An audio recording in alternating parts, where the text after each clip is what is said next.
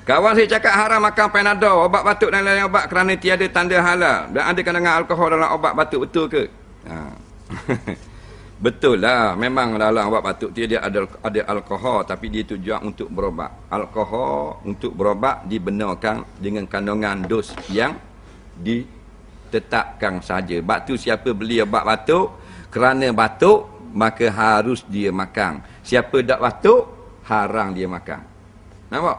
Sebab berubat ni dia masuk dalam bab darurah. Ad-daruratu tubilhu mahzurah. Benda yang tak boleh dibolehkan kerana keperluan. Nampak? Bab tu boleh dengan dos. Dia dah lah tak batuk, dak ikut dos pula. Dia satu sudu teh. Dia bahan dengan sudu kawah.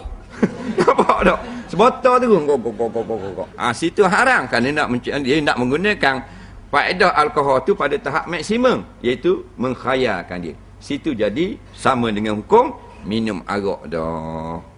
Haram dan berdosa besar.